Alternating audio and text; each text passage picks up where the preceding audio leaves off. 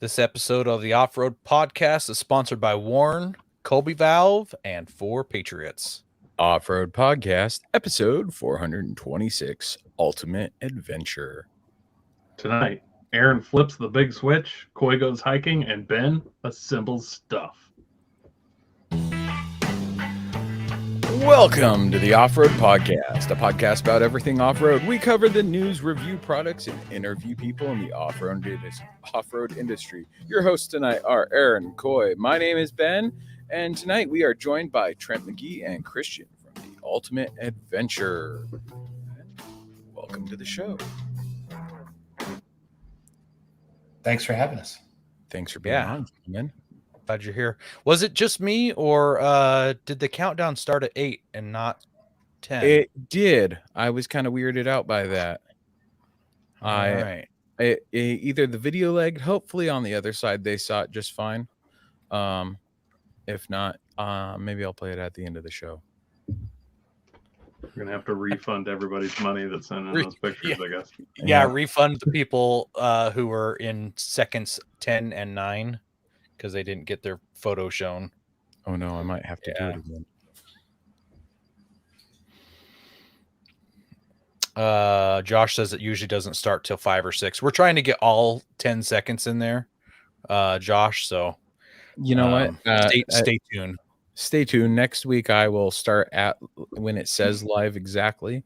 I hit the button and kind of wait for it and then just hit the other button. So, yeah, we'll get there. Work in progress. Well, since I have words coming out of my mouth, why don't I ask Coy what he's been up to this week? I haven't done a lot this last weekend. I went MR2 the beach. The big MR2 event in Ocean Shores, Washington. So there's how many were lifted and mud trains and stuff on them? 0. Oh, so yeah, sad. But I got third place in the poker run. I did a poker run with go here to this GPS coordinate and take a picture. My wife did it with me, so they had a lot of cool different things for a poker run. Some would be like, go to this bar, get a drink, show the receipt, then you get your poker card. My wife, though, didn't want to do that. She wanted to do the one where it was like hike 2.5 miles to the end of this viewpoint, take a picture. Rather than getting a drink at the bar. Well, it's cheaper. I'll give her that. And then one was like, go to this arcade, get a ticket, for playing games. So I hiked 2.5 miles, and in the instructions, it was like, go to the beach at this location, hike to this location. There's an old road that used to drive down this peninsula, but it washed out up by the beach. But farther down, supposedly you could just easy hike down this paved road.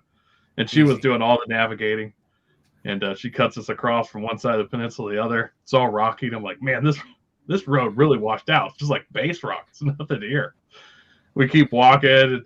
It's finally we're at like a 45 degree on this bank, and I'm like, man, this guy was really taking liberties saying that it was an easy hike on this old road.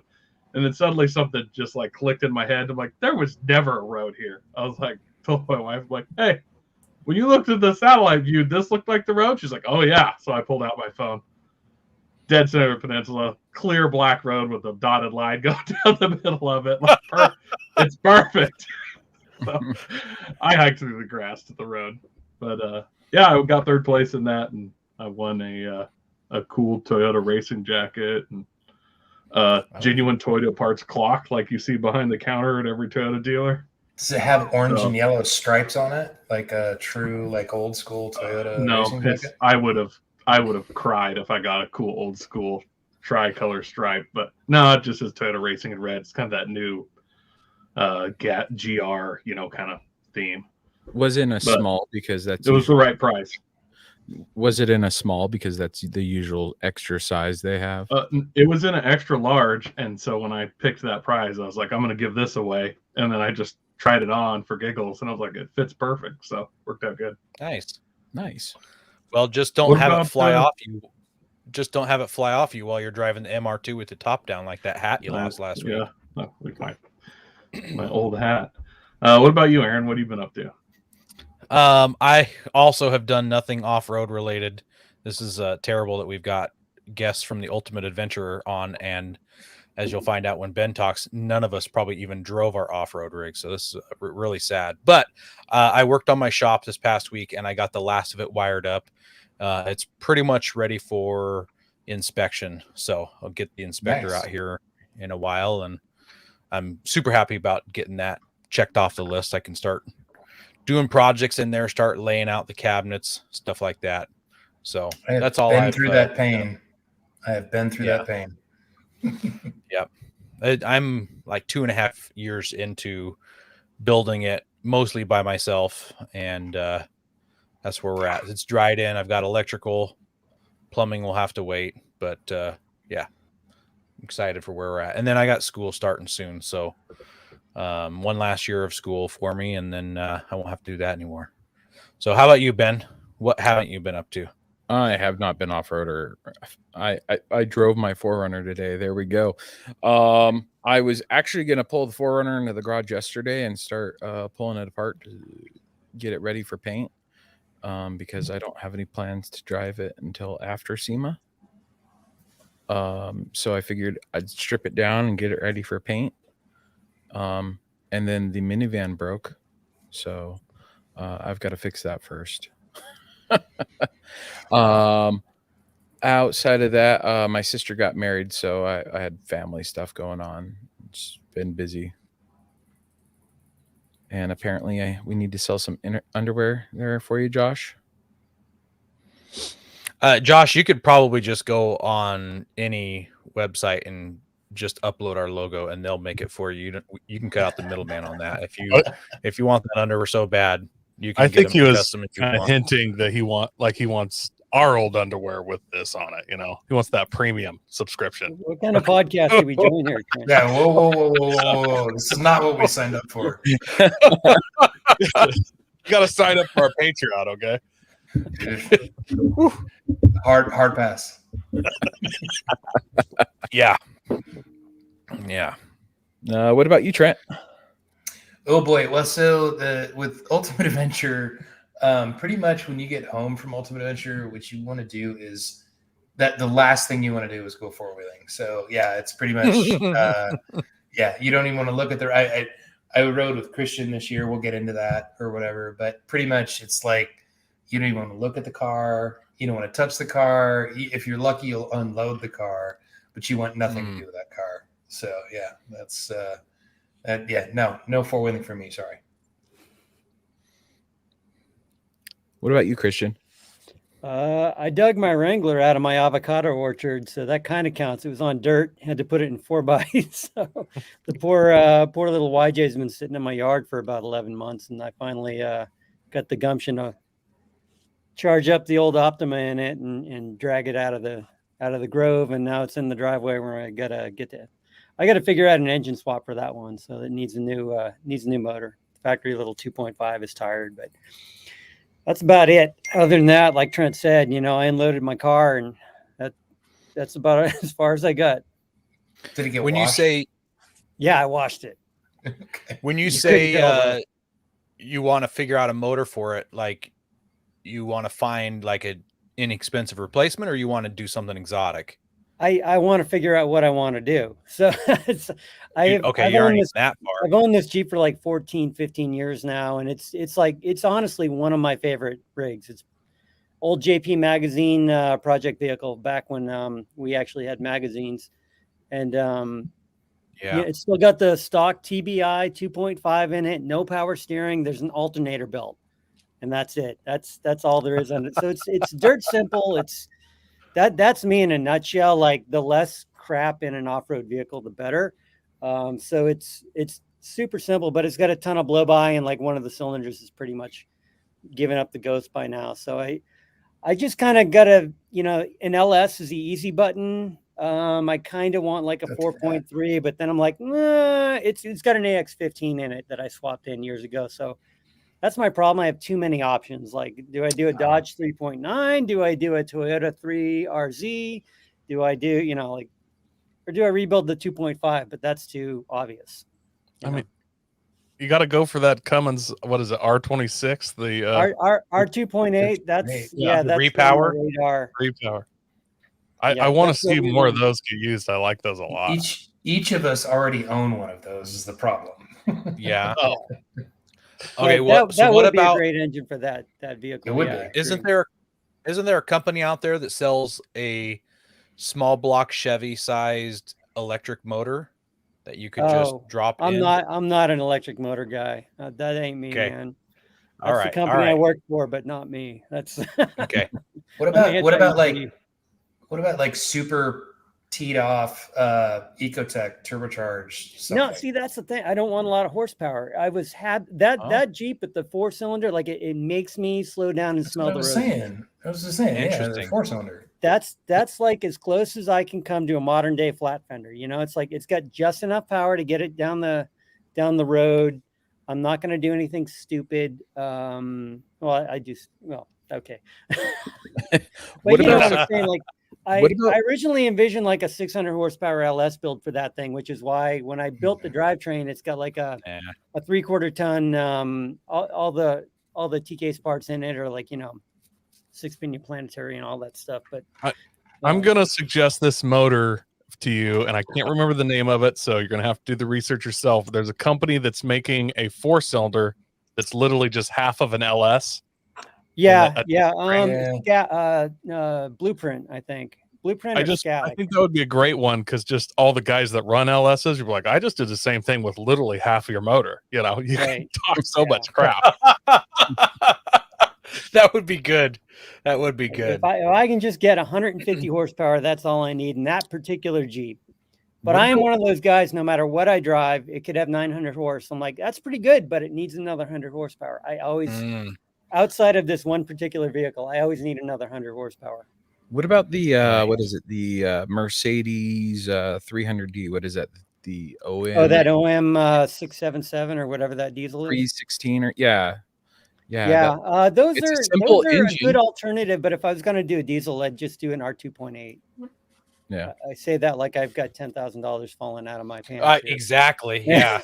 But if you're gonna take the time and do it, I think those VW swaps are great. Yes. I forget the name of the company off the top of my head, but mainly because they renamed. But the problem there is, to get that engine, it's usually you're spitting distance from something a little bigger.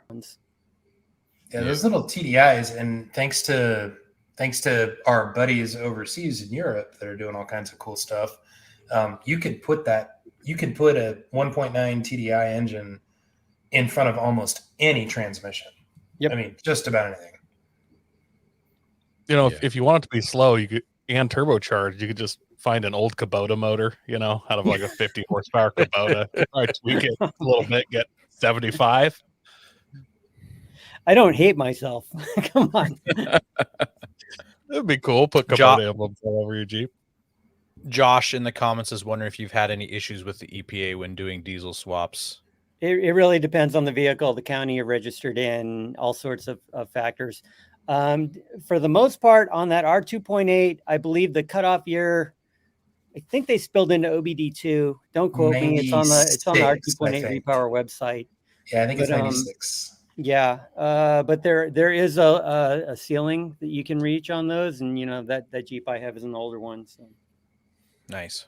Yeah, mine was a 64 Scout, so it didn't really matter anyway. Here in Arizona, anything prior to 67 or 65, it doesn't matter. You can do whatever you want. Mm-hmm. Nice. This Week in Review was brought to you by 4 Patriots. Have you ever been concerned with the shelf life of the food you take camping? Since you're a listener of the podcast, we know you at least keep some emergency food stashed in your rig. 4 Patriots sells a variety of survival food and equipment that pair great with the off-road and adventure lifestyle. Use code FRN and get 10% off your first order.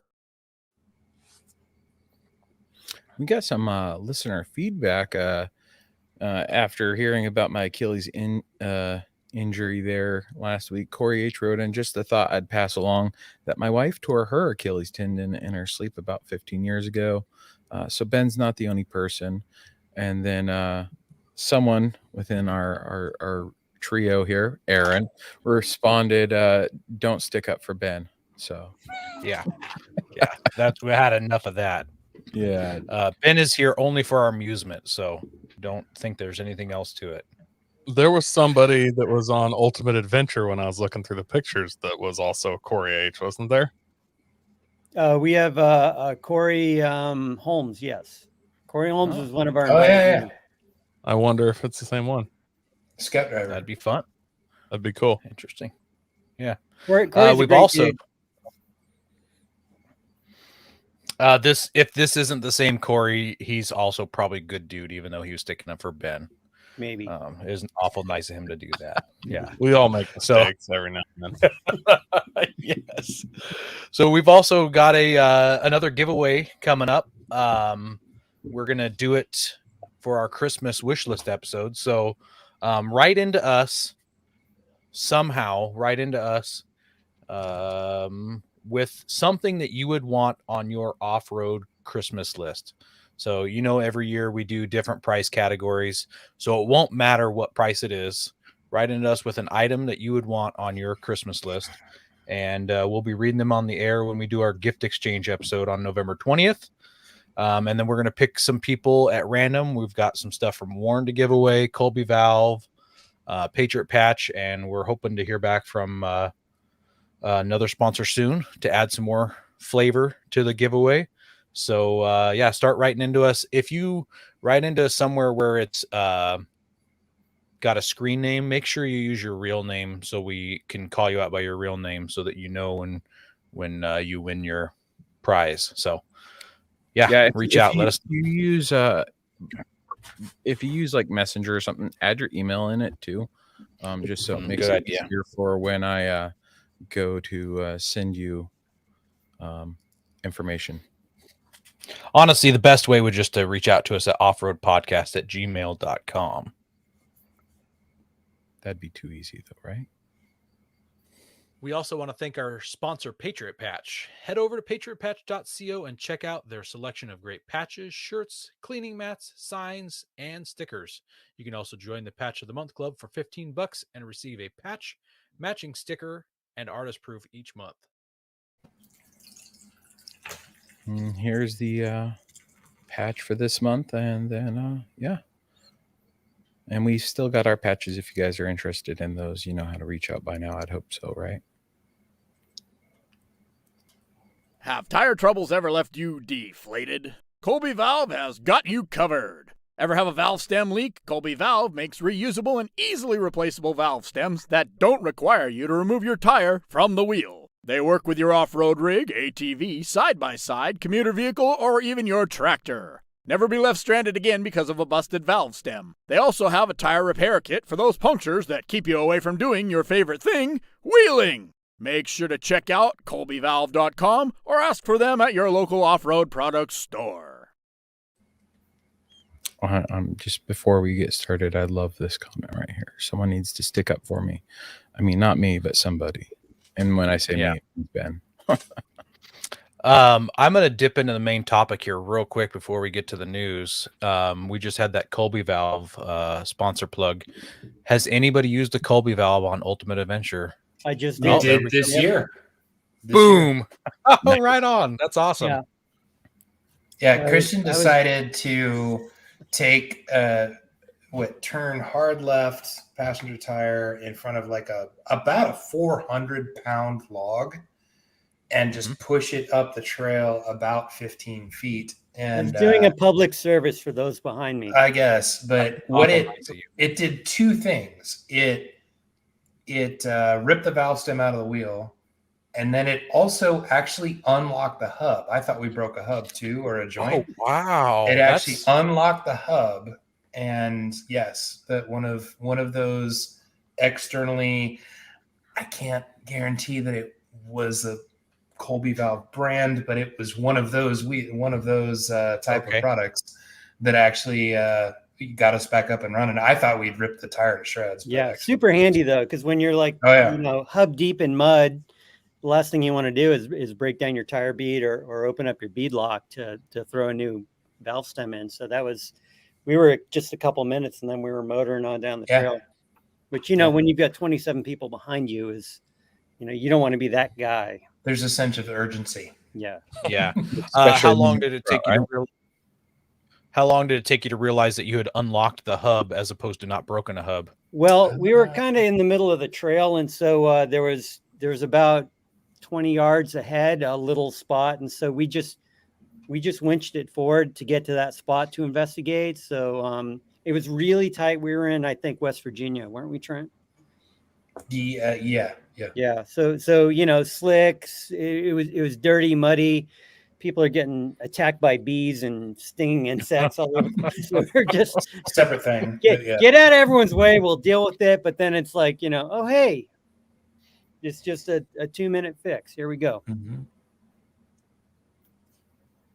That doesn't sound at all like that Country Road, West Virginia song. It made it sound a lot better. John Denver score. All the bees and sticks. Quite a bit, right? Yeah. All right, guys, let's jump into our news here. This article we ripped off from Motor Trend. It is EPA lowers scrutiny of defeat devices. As the well-abused news phrase goes, in a dramatic turn of events, the U.S. Environmental Protection Agency, or EPA, as we all call them, released its final... That's not what a lot of people call them. No. I've got bad names for them. I was gonna say, officially we call it that, right? Yeah, that's the official name. Yeah, they have nicknames. The Fun Police released its final national enforcement and compliance initiative for 2024 through 2027, outlining the agency's top enforcement policies for the coming years. And noticeably absent from the 3-year plan is stopping aftermarket defeat devices for vehicles and engines as a top-level priority. And what are defeat devices? They're the aftermarket parts and or software, such as modifying exhausts and chip tuning projects and services that inhibit or bypass the vehicle's emission controls. Now, enforcement of the aftermarket parts is once again a standard core importance, but it has been, as it had been for many years until 2020. The change is a testament to the efforts of popular aftermarket performance companies. SEMA and SEMA Garage to develop products that meet emission standards set by the California Air Resources Boards. We call them CARB and other names. Although this is great news for the makers of aftermarket ECM tuning devices and businesses, especially in the diesel segment of the aftermarket performance industry, it does not suggest or mean that the EPA now is completely turning its back to technologies that are not compliant with CARB emission standards.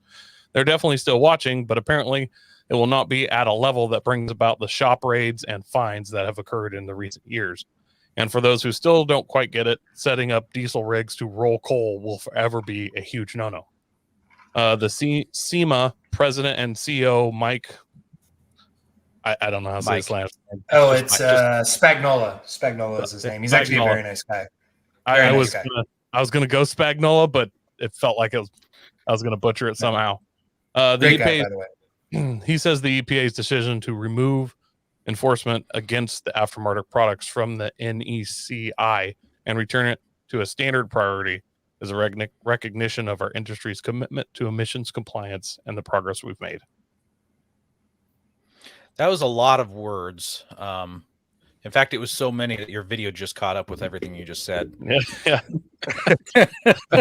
Or a hole in time. That's good news. I feel like it's good news because I've just heard a lot of talk about how much they've hammered down on those businesses who do the diesel tuning and things like that. I talked about 6 months ago, I couldn't find an exhaust shop to touch my truck locally because it didn't have catalytic converters. And even if it was on their property not being worked on, they could be fined $10,000. So that's good because it's a little frustrating, especially when some of the stuff that people do are putting out cleaner emissions than what the vehicle had prior to that. Not me, but other people, I'm sure. Other people, sure. Sure, there's people that do that. And the EPA went after, there was like a big story about a while back. They like got somebody out of like a Facebook ad for his truck. And like he ended That's right. Up or something. Yeah, that was really messed up. So that guy was selling this truck. He didn't modify it. He bought it that way. They said you can't sell it. You have to either put it back to normal or you have to crush it. And he said, no, I'll just keep it and drive it off-road only. And they're like, no, you can't even do that. So he had his truck destroyed, I think. That doesn't sound right. No. Not Can cool. you just imagine being that EPA agent that just goes through Facebook Marketplace and looks for modified diesel trucks? Like, Man. I'm sure it's some program that scrapes it and notifies them. Well, the person who checks on it probably drives a Prius. Yeah, I'm just saying. Well, I can have the job of you just scrub Facebook. I just be on Facebook Marketplace. Oh, I don't have time for this project. I think I have to buy it though. It's a deal. Like, I can tell you as somebody that has worked for different performance companies within the aftermarket, especially as it relates to EPA. It's a real pain in the butt, and this is kind of a win. I mean, what they're saying, and which is true, is that there's a lot of self-policing going on, which is good. Which is not to say that your huge diesel tuners and stuff like that are completely off the hook, but what it does do is say that SEMA and just the aftermarket as a whole have done a lot to kind of clean things up, and rightfully so, and make it easier to actually modify your car, which is what the goal is, which is great. So I think it's great. Yeah. Let's get away from that and let's talk about something that some people won't care anything about and other people think is awesome. So this article is from Inside EVs, and it was that 2 Tesla Cybertrucks were spotted testing at the NorCal Off-Road Park. So Christian's already rolling his eyes. I can see No, it. I'm not rolling my eyes. I was nodding in acknowledgement. I'm just kidding. I'm just kidding. I don't have a problem with those for some reason. You know what? Because although it's EV, it's so bombastic and over the top, and just like it literally is. It's a rolling doorstop. I mean, how can you not appreciate that on some level? So, yeah, go for it, man. Yeah. So a couple of Tesla Cybertrucks were driven from Texas all the way to California so that they could roll around in the Northern California area at the Hollister Hills State Vehicular Recreational Area, which Christian's very familiar with that venue, by the way. Former location of Top Truck Challenge. Yeah. Oh, there we go. All right. Through the tank trap. We'll see how they do.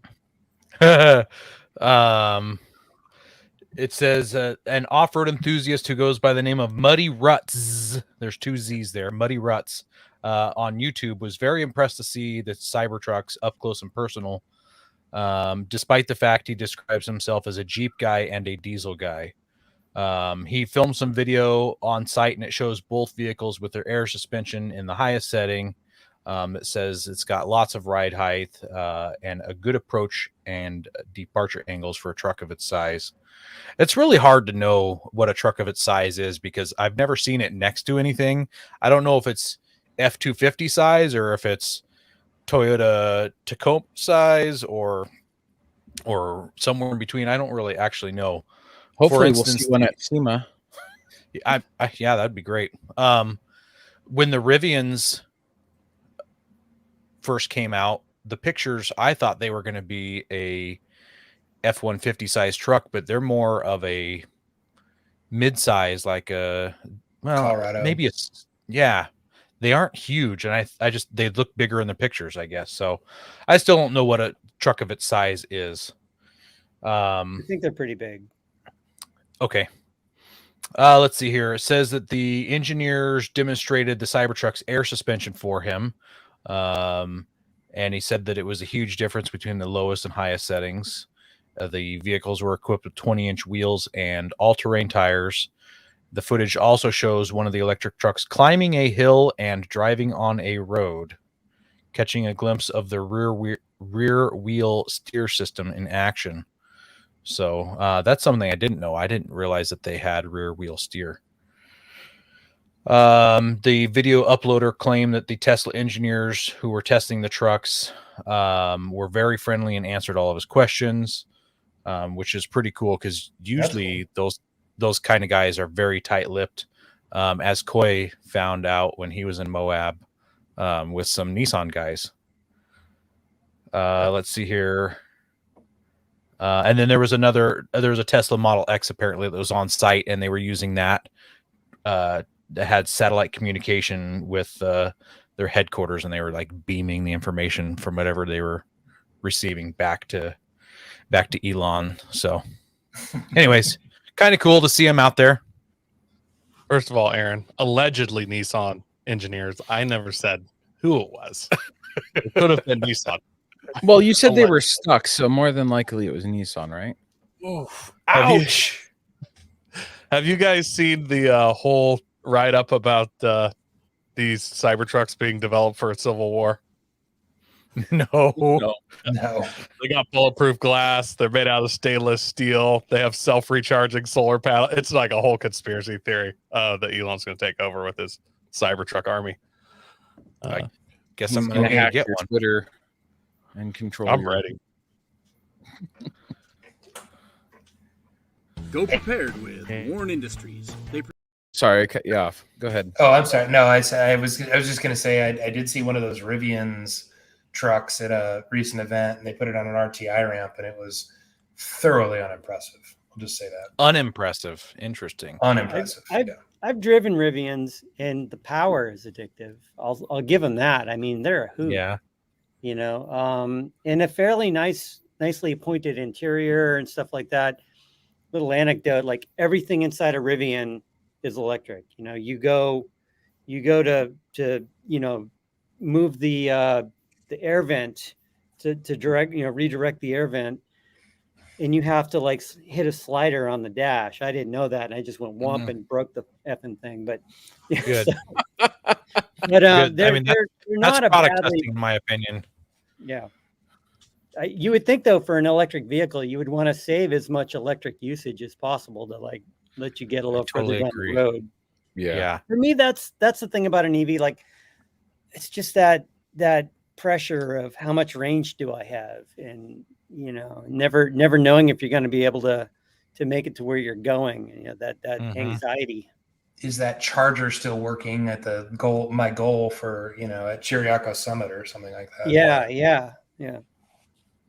Especially with all the new. No, I'm not surprised that it had problems on an RTI ramp since it's a Rivian RT1. So I'm assuming that just means it gets a 1. Oh, that's a terrible joke. Terrible. That was a terrible joke. It's pretty bad. We're docking RT. Yeah.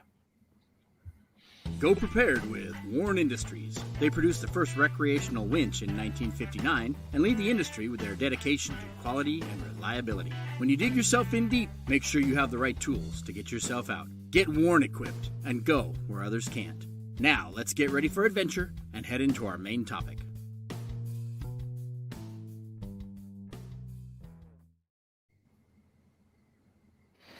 All right, Trent, I got to clear something up before we jump into the main topic, which you've already jumped into the main topic a couple times tonight. I failed to ask this question last time you were on the show. You had mentioned that you have traveled to 49 of the 50 states. 48. I didn't listen very well when you said 49 and you actually said 48. What are those 1 or 2 states that you haven't been to? There are 2. There are Hawaii, which we're probably not going to be able to knock off the list without a lot of work. And the other one is, believe it or not, Rhode Island. We have not been to Rhode Island yet. Not wheeled in Rhode Island. I don't think we rolled through there. We went through Delaware, but I'm not sure about Rhode Island. Yeah, it doesn't count. As unimpressive as biggest little state in the union. Yeah. You'd say you could turn your headlights on one side of Rhode Island and illuminate the other side. So Christian's an East Coaster. Those 48 states then are the states that you've been to with UA then? Yeah, the event has been there and has done trail systems within those states. Gotcha. Wow. That's amazing. That's awesome. Yeah. What about? Oh no, this is a question for later, so I won't spoil it now. All right. Well, let's work on that. Christian, first time on, we've got to do the fast 5 facts for you. New or old vehicles? Generally old. Summer or winter camping? Oh, summer. Rock, sand, snow, or mud? I'm a rock guy. Favorite vehicle brand? Oh man, I really don't have one. Okay, I'm not just saying that, but if I had to just gun to my head, I would say Jeep. Favorite tire? BFG crawler. Yeah, BFG crawler. And then you are the perfect person for this question. Any recommendations for someone new to off-roading? I'm sorry, say that again. Any recommendations for someone new to off-roading? Just go do what you can do at your own level and go at your own pace and learn what you learn. Don't be afraid to make mistakes and have fun. We do this because it's fun. That's the most important thing. Go have fun.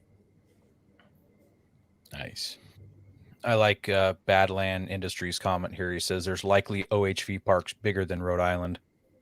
It's quite possible Windrock, which I'm not is something dissing like Rhode Island because I'm a New England boy. 50,000 acres. Yeah, Windrock is huge in Tennessee. Yeah, like say Sand Hollow, you might be able to fit Rhode Island pretty closely. But yeah, Rhode Island's good times. I'm a fan of the state. Open up an off-road park, Rhode Island. We're waiting for you. Good luck with that. Let's just make Rhode Island an off-road park. I mean, Rhode Island's like the rebel in New England. They're like, yeah, we're not going to go along with your program, so they're okay. So there's a good chance they would build an off-road park out of the whole state. Yeah, just to stick it to Massachusetts. Do it. All right, let's jump in to Ultimate Adventure here. First of all, guys, just not for me, but for Ben, what is Ultimate Adventure? Christian, why don't you take that one? UA is the textbook answer. It is the world's longest running, best known off-road enthusiast experiential event of its kind. But really what it is back in 1999, the editor of Four Wheel and Off-Road, Cole Quinnell, decided, hey, why don't I just get a bunch of our buddies together and we'll go do an off-road trip and we'll go hit a bunch of trails, but we're not going to trailer in between, and we're just going to drive from one trail system to the next and just go have an off-road, bacchanal for a week. And so it's kind of grown and evolved from there to what it is today. But we do about 1,000 miles in total, generally speaking. No trailers are allowed, and you're doing just the most insane off-roading one afternoon, and then that evening you're driving 70 miles an hour on the highway for 400 miles to get to the next spot. So it's really it's one of those things where you've got to be able to walk the walk, not just talk the talk. When you say no trailers are allowed, you mean you can't pull a trailer also in addition? Yeah, you can't we kind of, that's not specifically in the rules, but yeah, it's just your 4x4 vehicle, like a trailer. Given the nature of the trail systems we're encountering, and it's just logistically complex. I know there are people out there who can off-road a trailer better than many can wheel just their vehicle, but it's just four tires, 2 lockers, a winch, 35-inch tires or bigger, a roll cage, and a few other tidbits, and that's the vehicle rule book. It would be really hard not to destroy a trailer on Ultimate Adventure, I would have to say. If you were trailering a trailer to like camp out of or whatever, it would be very, very difficult to do. Plus, why do you need that much stuff? Really? Yeah, just lighten up. True. Yeah. It's mostly just a flex on the pores. It would definitely be a flex. Yeah. Is there winners to this event? It is not a competition. If anything, it is a team building exercise where, we're out there to help each other and lift each other up and support each other. It sounds super, super corny, but you really go in as individuals and you come out as family. UA alumni are a very select breed, but those who've been privileged enough to go on the event kind of know what it is and how special it is. You're out there in the dirt, surviving day in, day out with these guys, and we lean on each other. We've got just the best group of support staff we call the cronies. And these are guys who drop their, shut their businesses up and come help the event. The sponsors we have are they're the race on Sunday, sell on Monday types, where they're actually out there using and thrashing on the products they're selling you. And then the invited readers, they're just, it's a scary thing to drop what you're doing and go to a predetermined location where you're signing up for UA. You don't know where I'm going to tell you have to report. Yeah, it might be Alaska. Hey, get your stuff to Wasilla, Alaska. People's jaws dropped when I told them that. But, just that level of acceptance to just go be part of some kind of adventure. That's the big selling point for this whole thing. You're in it 100%, or, give your spot to someone else. Yeah, it's so rule number 1 of Ultimate Adventure is no whining. That's rule number 1. And then rule number 2 is we are not here to support you. We will do everything we can for you, but you are supposed to be self-sufficient. That means all your spare parts, your tools, your food, everything you need to live out of your rig for a week. That's you show up, and like Christian said, you don't where it's going to, later on, where it's going to start, where it's going to end, and you don't know anything in between. Nice. And it's actually part of the fun. So I just thought of this question you're talking about. How much, when you say, hey, be in Alaska, how much time before they have to be in Alaska do you tell them this? Well, for that particular one, I think I gave them about 2 months, maybe 2.5 months, just because of the logistics. But in this year, for example, I think it was 6 weeks where I told them, hey, Blairsville, Pennsylvania this year, don't tell anyone, be there. So yeah, anywhere from about 8 to 6 weeks is the general window you have. The invited readers will know they're going to be part of the event. Generally speaking, about 8 to 9 weeks ahead of time, sometimes a little longer. But it's pretty much, if you're going to enter to be a part of this event, you really need to mean it. It's generally speaking, that's what we get. We get people who are really gung ho and all in for it. And I don't think in the 8 years I've been running it, I've had anyone tell me no. And nice. I've really not had to go to an alternate. Yeah, who'd want to turn down that experience? Right. So we're going to get another chance. You said 1999, right? Yeah, 99 was the first one, and it wasn't a sponsored event the way it is now. It was I was a brand new FNG feature editor for Four Wheel and Off Road. Trent was marketing manager for jaded X magazine guy. Yeah, he was all crusty and angry, and I was like the new guy, like, wow, this is awesome. But yeah, we met in Apache Junction, Arizona, and hit Woodpecker Trail, I think it was. So, yeah, Woodpecker is now, but yeah. About 130 degrees. But yeah, it was yeah, and that first one, that was just, it was rad. I mean, it was by today's standards, the wheeling was probably fairly mild. We had a lot of vehicles. I don't think we had some with 33-inch tires. We didn't have the front and rear locker rule. A lot of what ultimately became the Ultimate Adventure vehicle requirements and rule set came out of that first event. And things that kind of held us up or impeded the flow and stuff like that. So it was a pretty quick, very steep learning curve. And we didn't do one in 2000. And then in 2001, our publisher at Peterson Publishing, Jim Ryan, decided to make it an official event, and we sold sponsorships. Skyjacker came in as the official suspension. Warren was the official winch. We BFG, I think, was the tire. Yeah, maybe even Title. Yeah, and then we just and it grew from there. I remember on the third Ultimate Adventure, BFG showing up with their 18-wheel trailer and the new crawler carcass before the crawler actually had the form it has now, where they had it was almost like a rudimentary mold of it, and they would groove whatever tread pattern you thought might work well. So they were doing custom grooving there, and we were testing it. Whoa, nice! That's rad. The crawler came out. Yeah, it was pretty cool. It's pretty cool. So have you guys been to all of them then? No. Trent and Tom Boyd are the only two who've been on every Ultimate Adventure. I was on the first 3, and then I went to work at JP Magazine. And then I came back in 2016 when I became the editor of 4 Wheel and Off-Road, and I started running the event. But Trent and Tom. So where do you guys hold Ultimate Adventure? It's in a. I'll take this one, Christian, if you don't mind.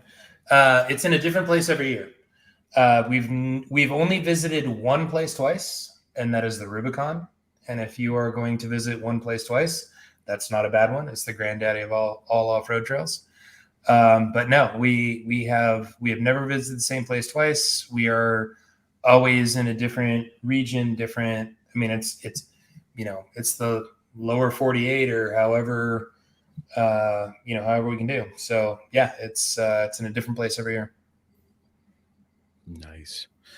You mentioned doing 400 miles after wheeling. Was there any year that all the trails were really close together, or were in any where they were super far apart? It varies year by year. I mean, yes, we have had a 600 and something mile road day on Ultimate Adventure. And it's just what it took to get from one place to the other. This year is actually one of the shorter ones. We were actually physically fairly close together in terms of this, but this year I think was a mere 875 miles instead of being 1,500 plus. So, and even then, where we were it was not, you felt like you did about 1,500 miles or whatever, because there was no such thing as a straight or flat road there. I mean, it's just all, and we do, we're not pounding down the interstate unless we absolutely have to. It's usually a lot of secondary roads, 2 lanes. Okay. More scenic, the better. So yeah, that's kind of the hallmark of Ultimate Adventure, along with high level wheeling and what it is we do. It's the scenic byways, the bucket list side trips. Going under the New River Gorge this year. Trent is amazing at finding little points of interest and scenic routes and things like that. That's really one of his key strengths in being a partner in this event. Going up to the top of Mount Washington in the past, or to the most remote place in the lower 48 and looking at the Grand Canyon and the Colorado River from below and stuff like that, where you want to sit in your rocking chair and tell people, I went on this trip and here's what I did. That's what we try to do every year, is give someone something of that. Yeah, and there's an element there too where it's not just about the 4-wheeling. We usually try and inject something else. Maybe it's an Army surplus store, maybe it's a cave. This year, we went to the Flight 93 Memorial because we were right there. That was a bit unusual, but we visited distilleries, maple syrup factories. You name it. We do. We try and inject something unique, something you wouldn't ordinally do. Aerodrome was cool, and the aerodrome. Yeah, old World War I aerodrome, or just cool old vintage Americana museums like in Montana or Alaska. Trent's great at finding that stuff. I try and find something that's kind of mechanically oriented, because at the end of the day, everybody there is mechanically inclined in some way or another, and therefore by default, it interests them or whatever. But that's not always the case. Like I said, caves, an insane asylum, an old prison, you name it. So Didn't you guys have everyone bring kayaks one year? We did. That was 2015. And that was the summer camp year. And actually, ironically, we all brought kayaks. The one day that it didn't rain, and I mean torrentially rain that entire week, we climbed into canoes and proceeded to knock each other over in a lake for a couple hours. Yeah. So yeah, and as one of the other cronies said after the fact, it was like, I cannot believe, he's from Alabama. He's like, I cannot believe the whole week we did not see one canoe skittering itself down the highway. It's true. We didn't lose a single canoe. That's because somebody pulled on that strap, twang, and said, "That's not going anywhere." Yeah. That's why. Yeah, exactly. But fairly miraculous, regardless. Have they always been in the U.S.? No. Like you've ventured into California. Yeah. Well, that's okay. That's fair play, man. Mexico, or Canada is what I was trying to Canada. say. We've not done Mexico. That was a I'm working. deep burn. I'm working hard on Christian on Mexico, but I'm not sure I'm going to get him to budge. I would love to go to Baja, but yeah, we've been to. I've got corporate restrictions and Yeah, considerations I need to keep. You know, that's kind of the division of powers here. Like Trent is the director, and he'd love to go on location here or here, and I'm the producer, and I'm like, oh man. Insurance. But we have been to Canada just once. Vancouver. They were really friendly. Yeah, Vancouver Island. They're very friendly. 2002. Actually, believe it or 2001. not, Sorry. 2001. Yeah, believe it or not, where we were was in a really bad part of town, and we actually ended up hiring security to watch over the rigs. Believe it or not, in Canada. For Yeah. Canada. It was a really bad. But they're part the of town. nicest thieves. Yeah. They apologize as they. Hey pal, I'm taking your tires. Sorry. Yeah. They only steal your spare tire. They don't just leave it on blocks. Yeah. Does everyone have to run the same tire? No, there's no requirement to utilize the sponsor products, like in some motorsports events. Like I said, it's not a competition. You run what you brung. Sometimes the sponsors will make available at a free or reduced cost, products, but it's by no means a requirement. Well, $350 is always everyone's favorite price, right? You touched on them. You touched on them a couple minutes back, but can you tell us the quick overview of the requirements of the vehicle? Oh yeah. When we started the vehicle requirements, it was fairly exotic components, and now I think a dead stock Wrangler Rubicon. What is the one that comes with 35s? I can't remember off the top of my head the package, but so basically it's front and rear lockers, 35-inch tires are bigger, a front winch, roll cage.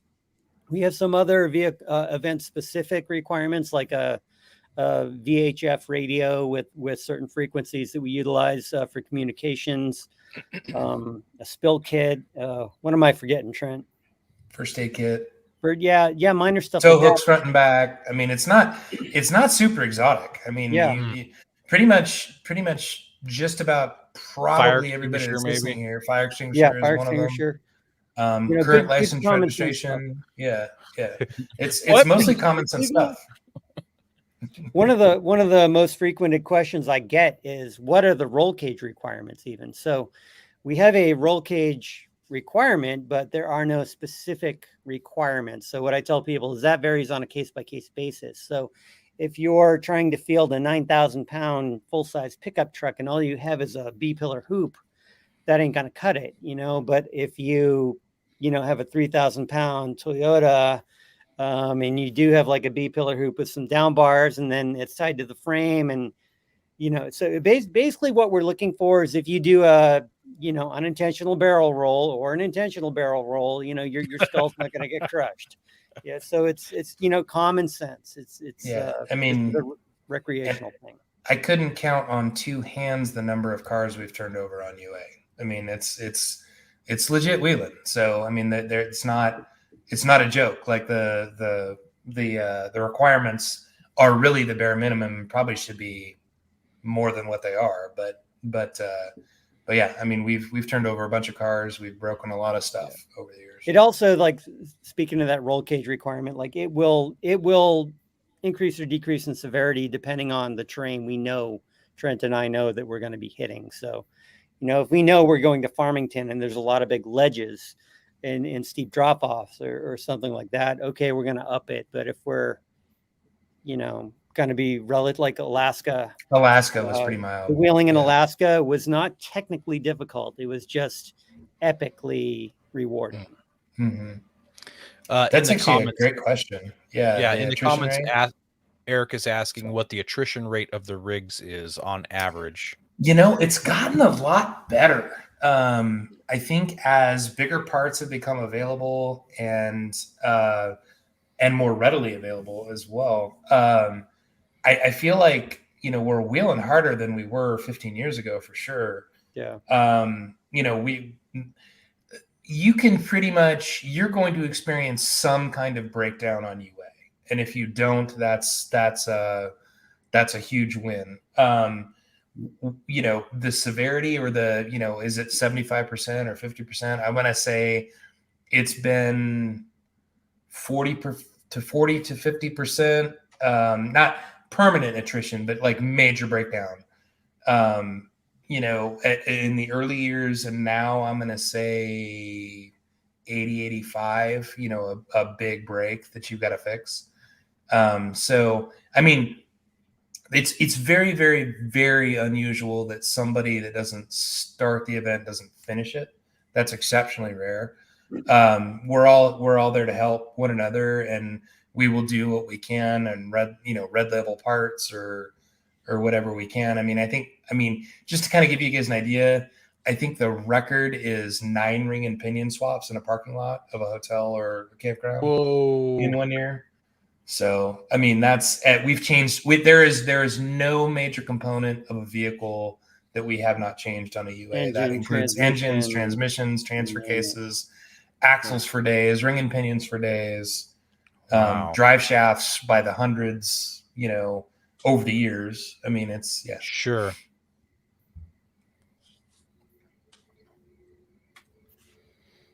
But like Trent said, in general, it's very uncommon that someone just completely taps out and, like, on day 3 of 7, like, I'm out.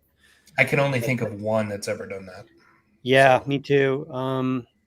We even had one in 2001. We had a very severe rollover, which totaled the vehicle, and he went and he bought another vehicle, and he wasn't able to do the trails, but he followed us the rest of the event. I forgot about that. Okay. Yeah. Okay. That's epic.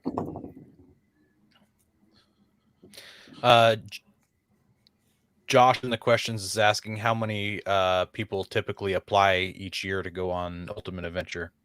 I'll get on average about maybe 200 applications. Of those, I'll weed them down to like maybe 75 to 80 that I feel are serious contenders. And then from there, they get further whittled down to the dirty dozen. So we'll pick like 13 finalists. And then those are usually the 13 that I'll actually pick up the phone and do kind of like an interview call, just kind of suss them out, see where their personality's at, if they're a good fit for the event and what we do.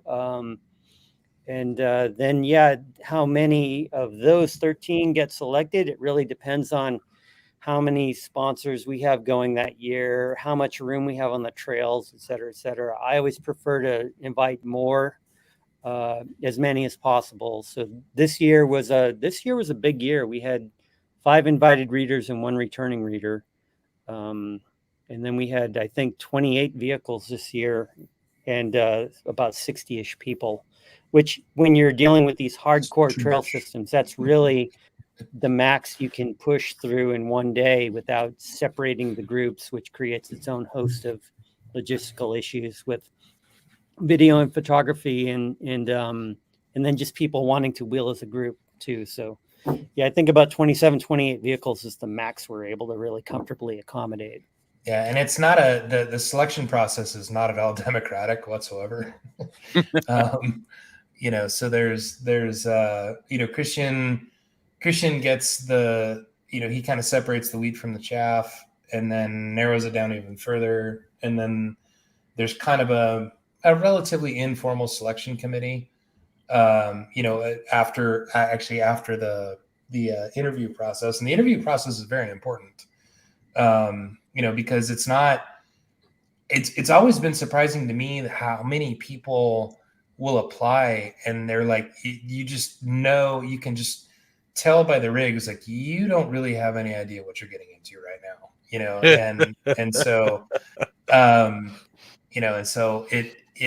there's kind of a vetting process to it. And it's not about like, are you worthy? It's more like, are you going to be able to survive the trip? Do you have the wherewithal and gumption and stuff? And that's a lot of what that interview process is about. And the positive attitude, really. Yeah. And the positive attitude. Yeah. Rule number can't one. Have someone who's going to throw their hands up and just like melt down like a toddler on the trail. You just, that doesn't work. I scratched my rig. How dare you? Yeah, there's some of that too. Yeah. or break their vehicle and just look around and expect somebody to show up, like a Formula One pit crew and try and fix it. No, you get out your tools and fix it. So how do you go about picking the route, the off-road areas, and all the stops and stuff you do? It started out a little more collaborative, and lately Trent, Trent's hogging it. I just say, Trent, here's where I think we should go this year, and it really is very much a partnership. I was thinking about it the other day, how I can really equate this, and it really, the only analogy I can draw for it is like Trent's the director and I'm the producer. If it were a major movie thing, the director comes to the producer and says, I want to shoot in here and here and here. And so that's kind of where we've landed. Trent, I just can't speak highly enough about the job he does, making this event what it is. I don't toot my own horn, but what I will acknowledge is that my strength is finding good people and then letting them go do what they're good at. And for that, it's Trent planning the route, but we try not to, like Trent said, we don't try to cover the same ground. And I'll let Trent, how do you do it, man?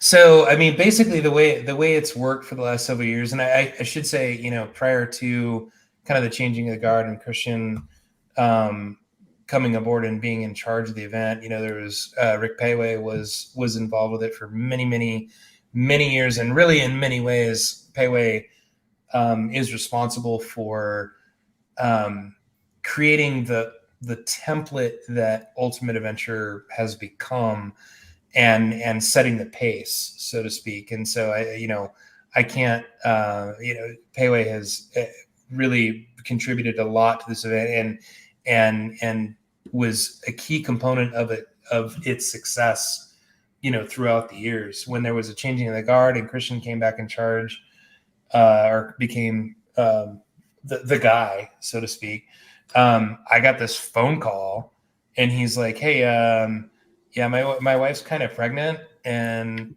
I, and I don't have the time to devote. And so he, basically said, I think you'd be great at it. And I was like, okay, yeah, I'll give it a whirl. And I did such a terrible job. I've been doing it ever since. So, I took over 2016, and when I took over the event, Fred Williams had been the editor of Four Wheel and Off Road, and I was the editor of Four Wheeler. And I had Top Truck Challenge, and I had my own circus of monkeys to deal with.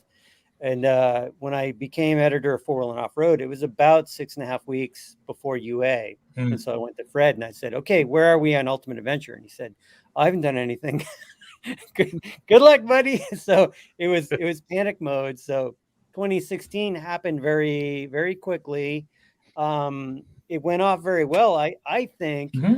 But during the event, there was this little voice in the radio coming from the back of the pack, and it was always Trent, just very politely, shouldn't we, just kind of gently nudging me in the right directions. And that was very telling immediately. Trent and I have been friends for 20 years prior to that. But, it's just, it became very clear very fast that this guy really knows what needs to happen to make this event run smoothly and in a fashion that is, good for all parties involved. So right there, it's like, yeah, when 2017 came around, I'm like, this is my guy. It's good enough that you listen to them there. It helps, I've been in groups where like people don't want to listen to people at the back of the pack. It's like, hey, shouldn't we be trying to do this too? It helps.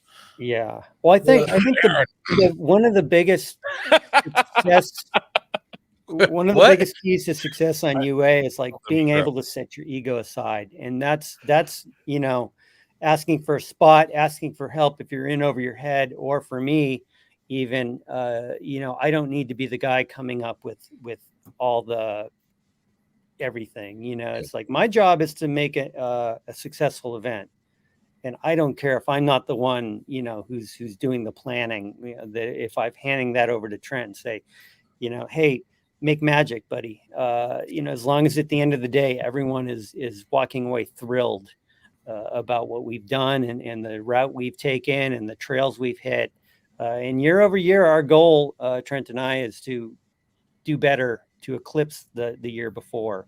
And I think more or less we've been nailing it. So yeah, well, we in terms of like the nuts and bolts, if that's what you're really after, what we'll do is, Christian and I will convene. He typically will circle a spot on the map, or we'll collaborate and, circle a spot on the map. And then he's just like, go. And then what I'll typically do is first spend a bunch of time on the internet figuring out any more where we haven't been. That's step one. And then cool stuff to go do. And, granted, I'm from the Southwest, so it's not like I'm intimately familiar with West Virginia or Pennsylvania or anything else. So, they do a lot of research there. Sometimes I will reach out to somebody that I trust that can keep things quiet and just pick their brain, fortunately, because we've wheeled 48 out of 50 states. I've got contacts, all over the place, and I'll work some of those. And then from there, it's just about, I'll typically do like 2 pre-runs. The first one, which is, it sounds odd, but it's as much about figuring out where you don't want to go as much as you do. And so like this year, for example, Indiana was going to be part of the equation. And I actually spent a fair amount of time in Indiana. And for reasons that aren't worth really getting into or whatever, it didn't work. And so sometimes it is physical distances. Sometimes it is timing. There's an event at this venue. There's been at least twice now. I've turned the entire trip around where I was going to start and where we're going to end reversed because the venue had some other event going on. And so you have to kind of build that in. And so the first one is as much about that as anything else. And then the second one is really more about the actual route. I'll do a bunch of scouting for the route, but I'm finalizing it. I've used a few different mapping softwares over the years. The last several we've used Onyx, which is great. Onyx is a very powerful tool, and I will use that to finalize the route.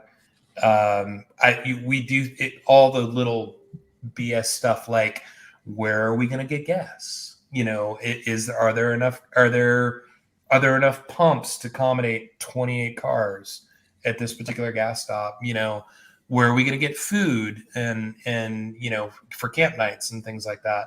And so that's where all that other stuff gets filled in. So that's kind of the brief overview. I should also say that, what's awesome is that while I'm on the ground just strictly figuring out where we're going to do, how we're going to get there, what, based on the sundial and my own dead reckoning, how long it's going to take to get there or whatever, Christian's very much behind the scenes dealing with sponsors and T-shirts and all the other minutia that's involved with the myriad of other things that it takes to make this event a success. And so he's very much like the guy behind the curtain, you know, and he's very much the guy that is the glue that kind of holds this whole thing together. And so what's nice about that is it allows me to just not focus on that minutia. I can focus on what is going to be the best, coolest, baddest, assest route out there, you know, and that's what I can focus on. The fun stuff. The fun stuff. So yeah. I actually just thought of this question since we talked about like interviewing and getting the right guys with the right attitude. Are they allowed to bring like a co-driver with them? Yeah, it is. When you're invited on Ultimate Adventure, it is you, your vehicle, and one co-driver. So and, do you interview the co-driver? Sometimes I'll ask, like, "Oh, do you have a co-driver in mind?" But generally speaking, I leave that up to the person. I've found that with few exceptions, if they are the type of person who kind of, gels with me and what I feel is good for the event, they're going to make good decisions in terms not only of vehicle selection, driving, all that stuff, but in terms of, their friends and their co-driver too. So, and a lot of times it's a spouse or a close childhood friend.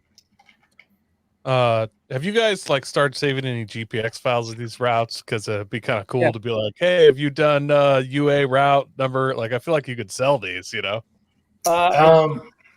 theory, Onyx should have those since they've been a sponsor in 20. When did they come in? 19 or 20? 18, I think. 18. I should know that, but in theory, they should have some of those files that you should be able to download if you have the Onyx Off-Road app.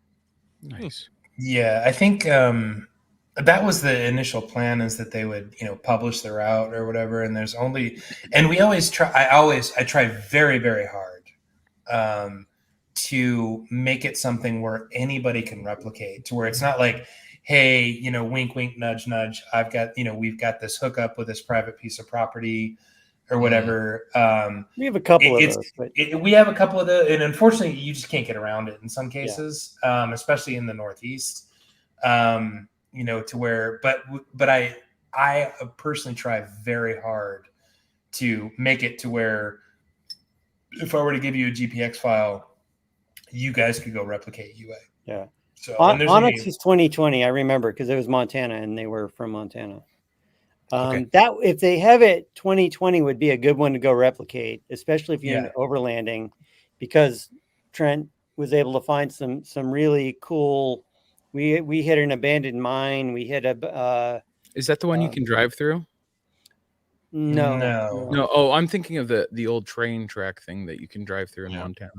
Oh, we did that. The Comet. We did that. Yeah, which is actually technically legally a little bit dubious, but we won't talk about that. Oh, I think you passed through a little brief spot of private property getting to it. Yeah, but it's like 8 feet of private property or something. 8 feet. It was something very small enough to matter if they cared. Yeah, gotcha. You got a shovel. We're always respectful. We're good stewards of the land and all that. So we pass through one way, pass through the other. If we see trash, we're picking up more than, So the responsible thing to do is actually dig a jump and then clear that 8 feet. Yes. Man, we got to invite you. Using the airspace. There we if go. You're corner hopping, that's the correct way is to jump. I was going to say, if you've heard about the corner hopping, that's not even technically legal. Technically. Yeah. So, but there's actually a huge case in federal courts right now trying to clarify all that. Yeah. Interesting. Can someone watch or follow Ultimate Adventure as it's happening? Or do you have to wait till not as it's happening? We actually, secrecy is a big part of the event, and again, going back to Rick Payway, he kind of instituted that and helped kind of propagate it. But it's something that has become sort of necessary for the success of the event, i.e., we're the circus, and everyone kind of wants to come see the circus, but if they all figure out we're going to be at trail system X, Y, and Z, and then they get out there and they park the rigs in the trail and we show it. So just in terms of trying to maintain our ability to flow through the areas we want to visit, we generally run a 24-hour delay on our social media, and we ask our participants to do the same. So what we'll tell them is, it's okay to post about where we are, but just wait till the day after. And so yeah, you can follow it along on social channels. Generally, it's hashtag UA and then the year. So this year it will be hashtag UA 2023. If you follow that on Instagram or look at it on Facebook or something like that, you'll see not only our internal stuff, but all the participants, anything they're posting. And then also we shoot and produce the Ultimate Adventure videos. We're going to do 5 long form videos of about 20 to 25 minutes. 5 and this year they are going to drop on Motor Trend's YouTube channel November 13th through 17th. So those are going to be the episodic videos. Those are always fun to check out. Yeah, they are. So this year, I think you guys had a guy with a Nissan truck. Mm-hmm. Yeah, Carl Suiting. So I got to know, so that was a solid axle swap Nissan Frontier on 40-inch tires. I got to know, how did Carl do? Because I am the head Nissan numbskull of this podcast. Carl did great. He bought that truck new. And this was all from the that vetting phone call that I do. He told me the story of how when he bought that thing brand new off the lot, he went and took it for a test drive and told the salesman, "I'm taking this thing off-roading." And the salesman kind of chuckled and said, "Yeah, sure, whatever, guy." And he came back 2 hours later with the thing caked in mud. And so, yeah, he's put every mile on that thing, and he's built it all. So that's important. You really get to know every nut and bolt of your own vehicle and its capabilities. And when you're building something or making a modification, you're generally doing it for a reason. The only thing Carl did that kind of broke the golden rule of Ultimate Adventure was he made a major modification right before the event. So he put in a crawl box. He put in a 4-speed Atlas 4-speed, yeah, and just had a minor issue with it where he was hearing some planetary whine. He got it figured out, thankfully. Rig did great. He did great. He and his co-driver were awesome dudes, great to hang out with. And that thing was very, very capable. So Carl. Carl did. He was one of those that started out pretty mild and everything, and as the week progressed, I think he got it. And he really started bringing it or whatever, and it was great to see it. It's great to see it happen. He ripped a brake line. I think midweek. Evening Ranch, midweek or whatever. Got over that. Somebody had one. Skyjacker had a brake line that fitted his rear caliper. But yeah, he brought it. I mean, he didn't leave anything on the table for sure. Yeah. That's awesome. All right, guys, story time. Tell us, each of you, give us your most memorable or favorite time at Ultimate. Memorable. I went full Ben there. Never go full Ben. Did. I was going to say, am I talking there? Your most memorable time at Ultimate Adventure. Oh, man. Trent, I'll let you go. You've done more of them than me. You go first, buddy. Oh, boy. Let's see. Memorable time. Probably my favorite Ultimate Adventure is 2003. And we were in the Southeast. And that was mostly because there were a few guys that are now cronies that weren't cronies at the time. We started in Tellico, which you can't go wheeling around anymore. We went to a couple other places. We wheeled the heck out of our stuff, but it was a ton of fun. And actually that year Rick very uncharacteristically reached out to me and he flew out and we actually pre-ran the 03 event in my Blazer. I had a 72 orange K5 Blazer that was on 36-inch swappers and Lockrights. And then we went to Hot Springs, which was kind of my home park, which was very cool at the time. I lived in Louisiana. And then it started snowing on the way up there. And then overnight, I guess everything just turned into a giant sheet of ice. And so I did You said Louisiana? I lived in Louisiana at the time, but yeah, we were in Arkansas. And Arkansas and Louisiana both get wicked ice storms, by the way. Wow.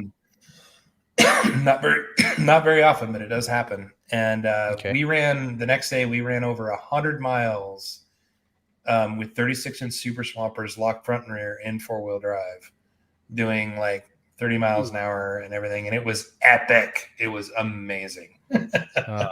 So that's my favorite UA. I mean, there are so many UA stories. I couldn't even begin. But that, for me personally, and for completely selfish reasons, I wasn't even a crony. The cronies didn't exist at the time. I was just an invited dude. But that's probably my favorite one. Christian? Oh man, my favorite UA was 2018, just because I grew up more or less in New England, and that's where we held it. And so, it was kind of cool taking all my off-road industry buddies, guys and girls, to my old stomping grounds, top of Mount Washington. It's freezing.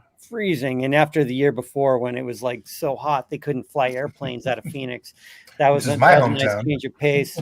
But I think like what usually sticks out in my mind with Ultimate Adventure is like the pranks we would do in the early days, like, Rocky Mountain oysters in Trent's glove box that he didn't find for like 6 months later, or nine months, stuff like that. But I remember my boss, Cole Quinnell, he's the guy who actually started Ultimate Adventure.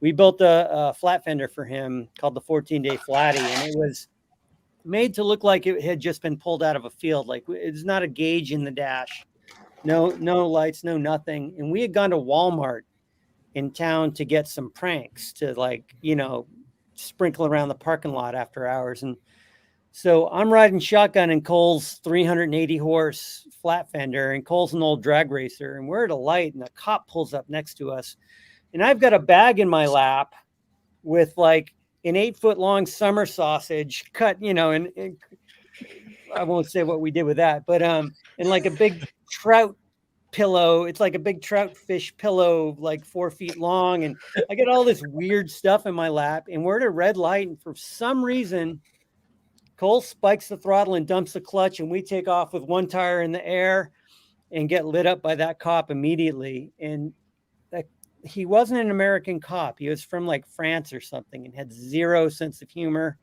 But the most striking thing was he just didn't care that I was holding all this weird stuff in my lap, that we're in this vehicle. It was just very straightforward, license and registration, and here's your ticket. And we're just looking at each other like, where are we, man? Did you not one question about like the two dirt bags in this abandoned military vehicle with, summer sausage and fish? Like, what's going? Where are we? So Josh in the comments wants to know if there's a way to stand out, to get picked out of the hundreds of entries you guys get. That's a great question. Yeah. Josh is also a Nissan guy. Yeah, he's one of the weird Nissan people. And I hate to pick on one vehicle, but given the popularity of, like, say, the Wrangler JK and JL, if you're entering with, a belly button Wrangler, just like all the other sponsors are going to be fielding to promote their products that they sell, it's going to be hard. What I try to do is I try to create a balanced field that has something that appeals kind of to everybody. And so you don't have to enter with like, a clown car with a helicopter on the top, or, just try to do something that's true to you and that is true to you, I guess, is what I'm trying to say. Because eventually your number is probably going to come up. If you don't get selected and you really want to be part of the event, apply again. And if you don't get selected, apply again. Johnny Wood, one of our invited readers, who came in 2018, when I finally selected him in 2018, I think it was his 4th or 6th year applying. And it's just the formula is different every year for what I'm looking to create. And it's just, sure. He just kept in it until it was right, And so, and Derek even from if last you year had that JK on 35s or 37s and just, and it's really something you think you want to do, keep applying. I'll see it. I'll notice. I know who's keeping their hat in the ring. Well, remember Derek from last year? Is that Derek the Lassini? Yeah. Another one. He played, I think he went 6 or 7 years. Yeah. And he just, eventually it was like, okay, it's this guy gets a shot, because I need a full size. I needed this. This works for here. So you never know, man. Just keep at it. Have some faith and some patience, and if I make that call to you, be prepared. Well, and the other thing is, like, I mean, think about it from a viewer standpoint. Would you like to see 25 JKs all in a row, or would you like to see something interesting, or a bunch of different cars and stuff? Yeah. So that's or what the it's all JK, about. like what's I already special feel like there's too many Jeeps, like because they all kind of blend together. I get Believe it or not, like, we've had years where there's like 1 or 2 Jeeps on the entire event, and everything else is weird.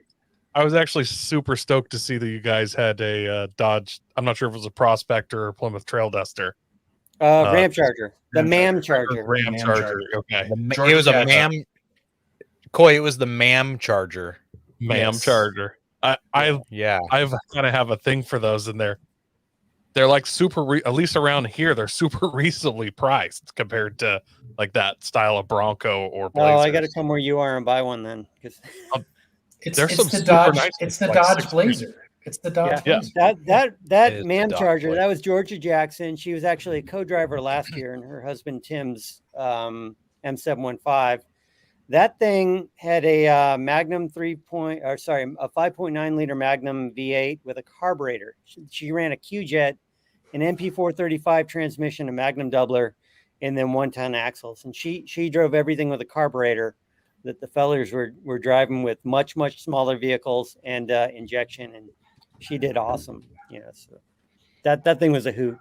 They're fun people. And she makes cookies and gives them to all of us. So there's that. That helps. Oh, cookies always helps. Have you ever run into any problem with the locals causing issues with the event or anything other than maybe they have an event at the same time? No, I mean, no. I mean, we pre-run everything pretty religiously, and so we're usually very aware of something else that's going on or whatever. The only time I can ever really remember it being an issue is when word gets out, which is again why we try and keep it quiet, and because then just a bunch of locals, very well-meaning locals Certainly. that just want to be a part, want to check it out or whatever.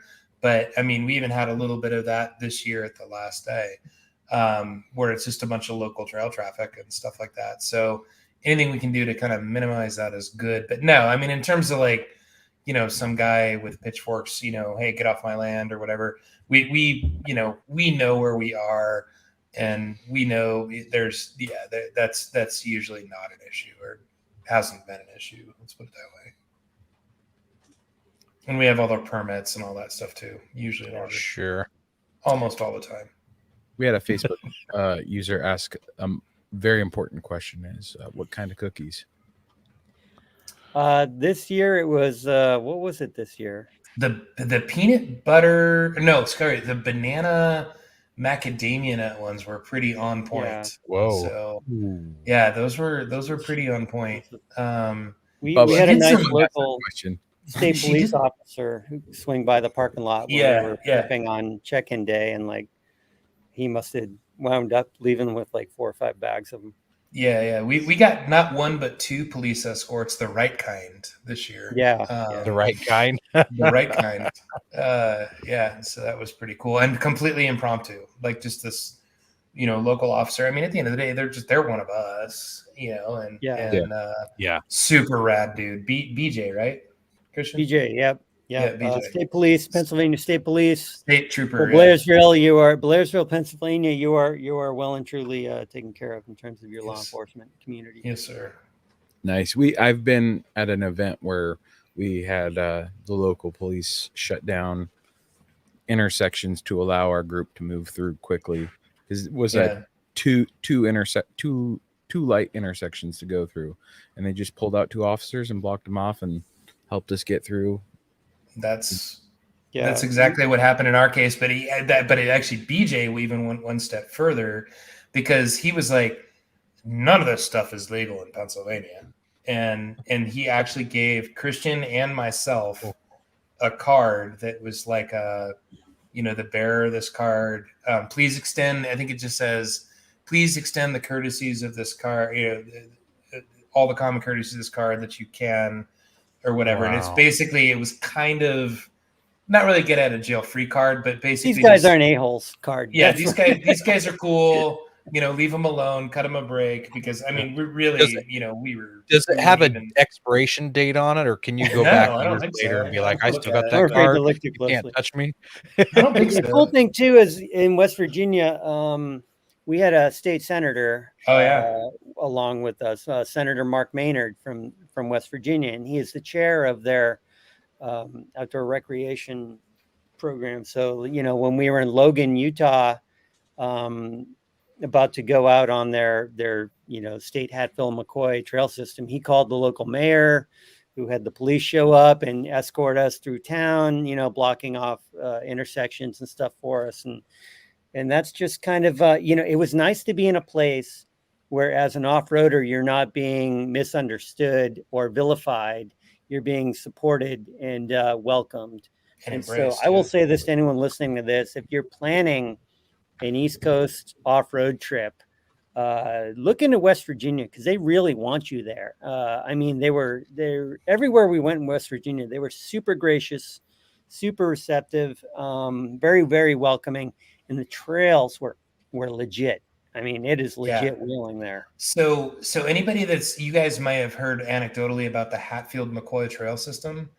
That's been around for probably 15 years now. And it was initially open to just quads and dirt bikes, and then later side-by-sides. Well, that program has become immensely successful, to the point that they have expanded. They've continued to expand that program.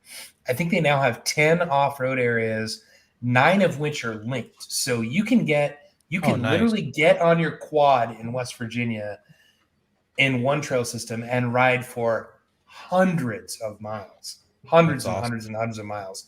So the reason I say that is what they've done now is that they've realized that, there's more user groups out there. And so they've actually opened up 3 of those 10 systems, and they're working on more, to full-size 4x4s. And there are, like us, Jeeps, trucks, you name it. And so they're legit trails. I mean, they are like, this is not bunny slope type stuff. I mean, they are legit trails. And so Ivy Branch was about as legit a trail as UA, I think, has ever run, probably. And so anybody that's looking at, places to go wheeling, West Virginia is a great one. We were supposed to have Senator Mark Maynard on our podcast sometime this past year, and I don't know what happened. Some sort of communication. I'm sure that he's busy on his end, but it's a bummer we didn't have him on, because it sounded like he was doing a lot for the industry. So yeah. If you ever have the chance, he's a great guy. It'd be probably a good conversation. And we could probably reconnect you if need be. So awesome. That'd be awesome. I'm sure you guys seen a million amazing rigs throughout UA. If you could spend an afternoon wheeling any of them, which one would it be? Oof. The wheels are turning. Yes, they are. Yeah. What's funny is for many years, the Four Wheel and Off Road would build the official Ultimate Adventure project vehicle.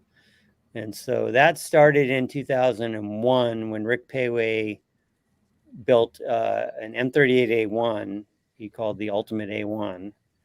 And actually, Rick didn't get it finished in time for the start of Ultimate Adventure, so he missed the Rubicon. So we were all at the hotel that night. Rick finally got the rig running and ran the Rubicon by himself, and then met us at the hotel the next morning.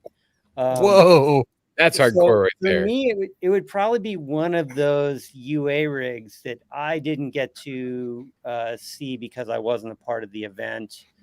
I did see, and I've driven Fred Williams' tug truck, the Cummins powered square body Ram. There was just some that Ford STP colored F-150 that thing was rad. Randy Ellis did. Yeah. Maybe I probably want to just drive that just to experience that particular rig. It's so outside of my normal sphere of what I'm accustomed to that it would probably be pretty cool. Yeah, that for me, I would say probably that F-150. That was a crusher car, so unfortunately, it's not razor blades. But it was a long travel IFS car that Randy Ellis built. He's a fabricator that happens to be here in Phoenix. Very, very, very talented guy, and that was a cool car, and it worked really well. Both-sided and yeah, it worked. It worked really, really well. The other one, I actually probably Fred's summer camp Jeep. I've never driven it. I've never even been behind the wheel. Yeah, how come we've never driven that? It's I don't know, but it's retarded. It's a supercharged. It's an LSA 556. Supercharged LSA, spider track axles, coilovers front and back. Yeah. It's been stretched. It's wide. It's low. It works really, really well. I would say that would probably be my choice. Is that thing's pretty rad. That is a cool Jeep.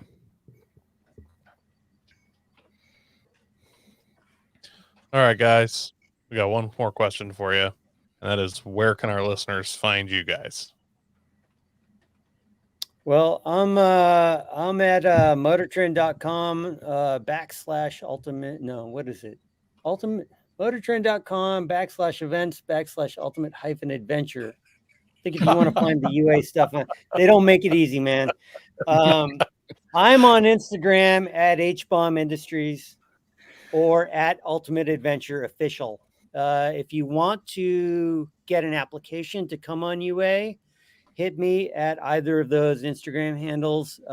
Private message me with your email address, and I'll send you an application. It's clunky, but that's what I'm doing these days. And I am. What is HBomb? What is HBomb Industries? Sorry. That was when Instagram was in its infancy. I started a Christian Hazel account with like one of my Peterson publishing emails that eventually went away. And so I basically locked myself out of my own name. I do have Christian Hazel Official, but by the time I got around to doing that, so I'm a guitarist, and I was just messing around in the garage, and I made a guitar stand with the H, and it looked kind of like a mushroom cloud. And I'm like, oh, I'll make these and I'll sell them, and I'll call it HBomb Industries because whatever, it was just stupid. It's stupid, but I have a decent amount of followers, enough that I'm not gonna just junk that account or change it. So it's stupid. I actually didn't know that story, by the way. That is because I've always been curious myself where HBomb Industries came from. But I'm on Instagram at McGee Media 2. So, and McGee Media 1, or the original McGee Media, was much the same. I locked myself out of my own account. So that's a big bummer. Yeah. All right, guys. And to our listeners, next week, be sure to tune in. We're going to be talking about the 2024 Land Cruiser. And thank you, everyone who has been listening with us. And thanks for the questions. Also, thanks to Trent and Christian for coming on and joining us to talk about UA, the Ultimate Adventure, not something that might be a medical condition. We appreciate everybody who's out there watching us live on YouTube and all the other places. Make sure you're sharing us with your friends and your family and helping us grow. And God bless America.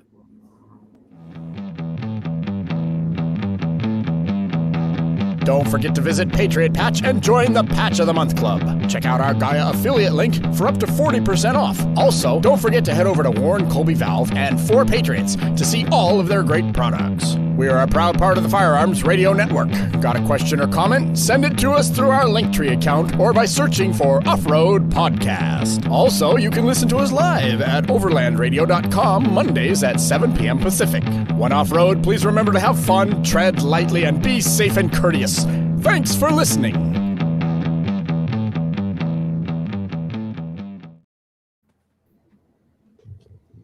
Right on, guys.